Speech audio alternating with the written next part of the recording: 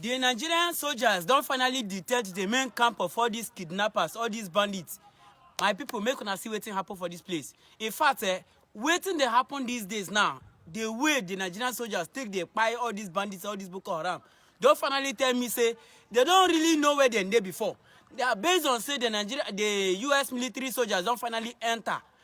They carry out some operations, all these technical operations wey be say dem go dey one place, use their computer, use all these drone, they capture some areas wey be say all these bandits dey. So now finally, make una just take your time, watch wetin happen for this particular video. See how all these soldiers, Nigerian soldiers, storm the main area of all these bandits and how they take capture a lot of them. Just watch.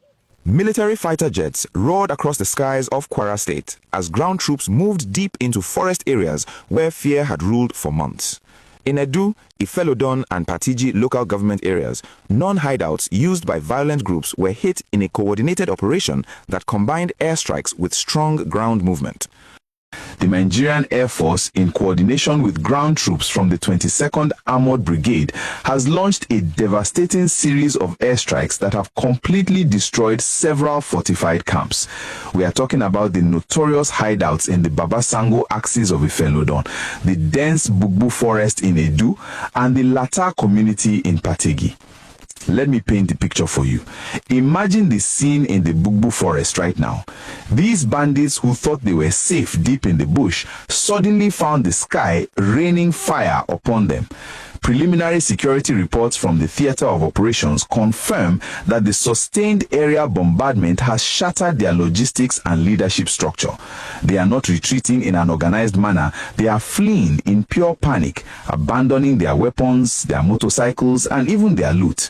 Many of them have been neutralized. That is the military term for taken out, while others are running through the bush with serious gunshot wounds.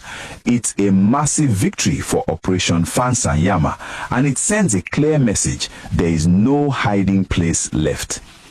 But before we get too comfortable with this victory, we need to talk about a very serious issue that the military has raised, and this is where you need to pay close attention.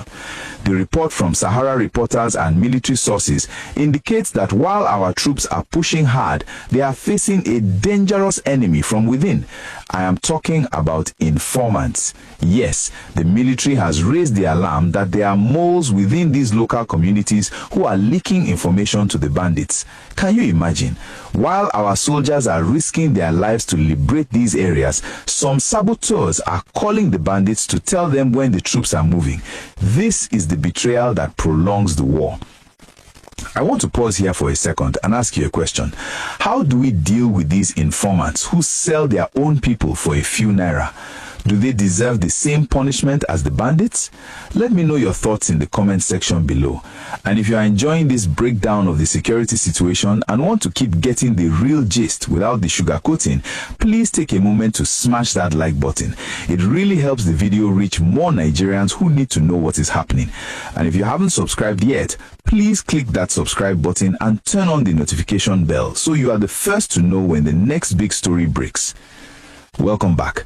Let's look at the broader implication of this operation.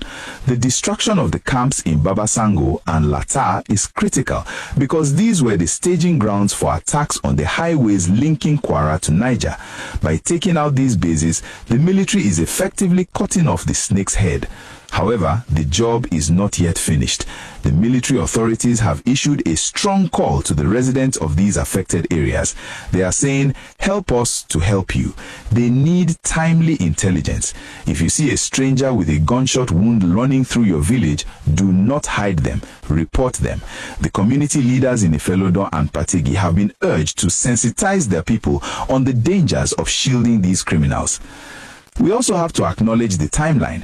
This operation is happening right now, in late January 2026, just days after we saw similar successful operations in Kaduna and Niger states. It seems there is a coordinated push across the entire North Central and Northwest to flush out these elements once and for all. The military authorities have assured us that they will maintain the pressure. They are expanding the clearance efforts into the surrounding forest and border communities to ensure that those who escaped the airstrikes are caught by the ground troops waiting for them. So, while the bandits are running, we must remain vigilant. The moles are the next target. If the community can root out the informants, the military will finish the bandits. It's a partnership. The jets can bomb the forests, but only the locals can expose the traitors living among them. We will keep monitoring this situation closely. Will the military catch the fleeing kingpins? Will the communities expose the informants? Keep it locked here for the next update.